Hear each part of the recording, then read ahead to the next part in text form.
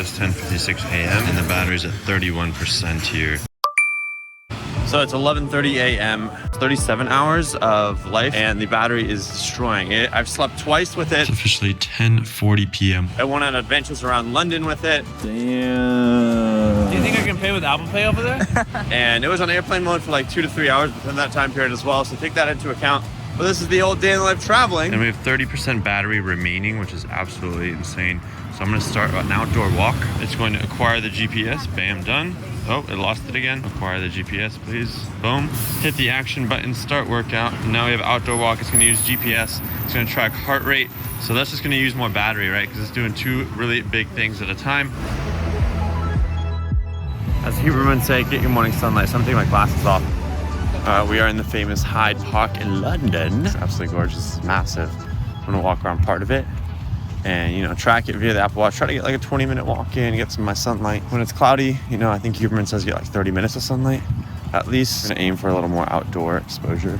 I'm gonna up the ante and also turn on navigation now as well. So I'm navigating to a coffee shop that's kind of near Hyde Park. It's gonna take a second to load the maps data. But now I got visual directions to Gale's Bakery right there. So I'm gonna walk in that direction. I love how when you turn, it turns with you. But this is just another battery drain. We're at 29%. We got a little bit of blue skies popping out there. It's looking gorgeous.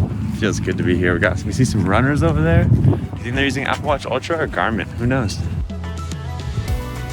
This whole sleeve with the Apple Watch thing is a big issue. Like, look at that, it keeps covering it. So I just had an idea. Wear the Apple Watch outside the sleeve, and yes, you lose heart rate monitoring, but if you wear a chest strap, right, your heart rate monitor is more accurate, it's faster, and it's just better. And then if I have the Apple Watch outside the sleeve, it just gets easier to use, and my sleeve doesn't go over it, and the buttons are easier to interact with. Apple Pay. 2 coffees in my hand. This is where the Apple Watch comes in because I need directions of how to get to our hotel. And it's just absolutely useful because I can look at my watch and not have to pull out my phone and walk around like this. One thing I always forget to do is restart my walk after I pause it. And so I missed the walk from the coffee shop back to our hotel here. All right, gotta end the workouts here. Stop there. And then the Apple Watch actually notified me, hey, are you done? So got a nice little walk in. Hit done. And it is 25% battery. It is 12:04 p.m. So I think I'm gonna charge the watch now just because I don't want to deal with going throughout the day with a low battery percentage. But it could probably go another 3 to 4 hours today. Saving 0.88 miles. Very similar pace. Now this watch video is coming out soon. I'm gonna compare the two, but this is a 25-day battery life. Like, that's absurd. Okay, going out for our first run, and I'm wearing the Garmin and the Apple Watch Ultra here. I don't know why Siri is going off, and I'm gonna take this gel because that's what runners do before they run. Caffeine, 20 milligrams, electrolytes, and I haven't drank any water, so I kind of need it. So we are running around London right now, and luckily I'm gonna use Apple Watch maps on here, and then I'm gonna actually just track my workouts on the Garmin. So it's easy just to have 2 screens, so I don't have to switch between them on the Apple Watch. But I'm putting in directions to Buckingham Palace. We're gonna run there, go to Trafalgar Square, and then go to Piccadilly and keep running all the way to downtown parts of London and just explore the city while running. Got a little jog here, going through Hyde Park real quick. I gotta say, running around London and running to the Turn left onto the bike path. All right, the biggest thing I've learned navigating while trying to run, while tracking your workouts, is a bit challenging, but it's definitely possible. I think if there's a way to like have a running route set on my watch, it's just the GPS is off, the compass is off. I guess the compass is off. It's hard to tell which direction sometimes you're going. And then you need to have a screen. There's a screen in my glasses that really is just like AR over the roads, and it would tell me where to go. That'd be the most optimal running tour guide. Oh my God, there's the London Eye. And look at that. We've just arrived at the Buckingham Palace. Just hit the 3-mile marker on the Garmin Fenix 7X and just hit the 3-mile marker on the Apple Watch Ultra. Just about 5 seconds after the Garmin. All right, that's Piccadilly Circus, the little Times Square. It's not as crowded as New York could be, but this place looks cool. Hitting all the major stops. It's probably the best way to do an exercise plus tourism. Trafalgar Square. Big Ben, or Elizabeth Tower maybe, is that what they call it now? We're in Westminster right now. Okay, the running tour is just absolutely gorgeous. So look at that, the Apple Watch is just like green. I don't know what's going on. I'm supposed to just resume my workout. Did you look at that? London Eye. So wait, where are we? Bathroom. And how do you get in? You pay for it. Yeah, well, can you pay for it? Apple Watch. Oh! All right, so workout is paused. Now we double click here, we get our Amex up, tap it. Your card or mobile phone. Oh, maybe it doesn't take Amex, but let's try this. Authorizing.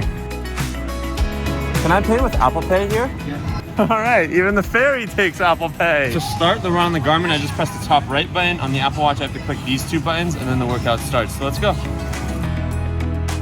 Garmin says 4.89, Apple Watch says 4.80, so the 0.09 off right now. Current pace, 9:56 on the Apple Watch, 9:15, 9:30 on the Garmin, 10:04, 10:10. Okay, now they both say 10:10.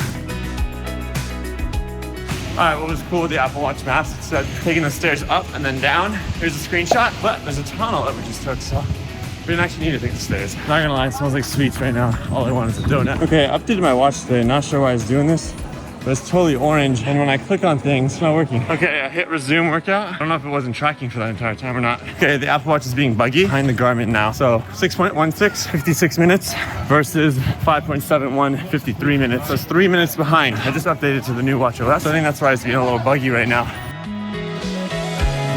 Bow Bridge, London Bridge. All right, the Shard is behind us.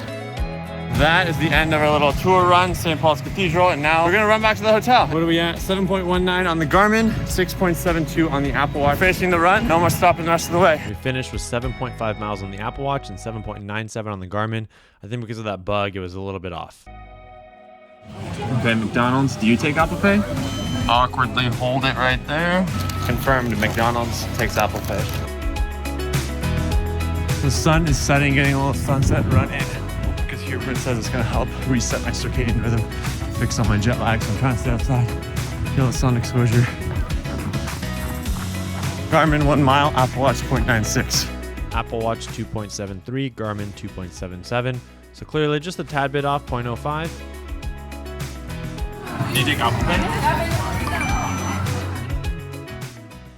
Corner shop, does it take Apple Pay? Apple Pay, check. All right, the Garmin Phoenix literally locked GPS before we even exited the building. Oh, and the Apple Watch just got it about 10 seconds out right after that.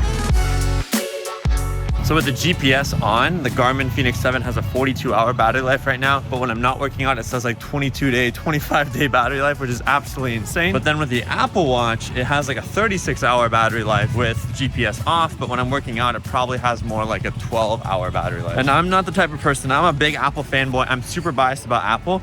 With that 25-day battery life on the Garmin, especially when traveling, it's just something that I'm like, wow, maybe I would switch to Garmin just for the battery life, but then I'd lose a lot of the computer set features on my Apple Watch. We're in Hyde Park here in London. We're about to start our run. On the Garmin, I just press the top right. On the Apple Watch, I'll press the big orange button, and the workout will get started.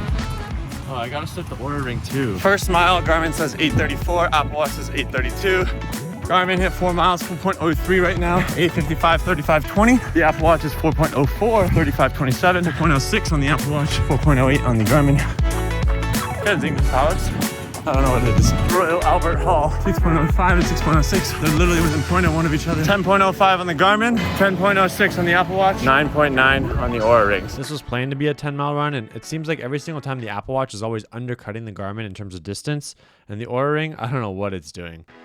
You guys take Apple Pay? All right. Boom. Coffee shop, Apple Pay.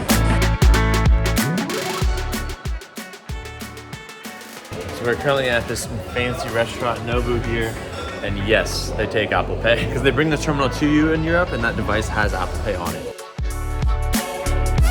Thank you. The only question is, do they take Apple Pay? So even the taxi cab in the UK takes Apple Pay. Here we go. So one thing I wish there was passport on your watch. We are getting IDs on your phone, but no passport yet. Like a Black Friday sale at Best Buy. So we just ended our 2-day trip in London, and now we're off to Paris. So we are gonna do a test of the Garmin versus the Apple Watch Ultra here. And this is our first run in Paris. So Eiffel Tower,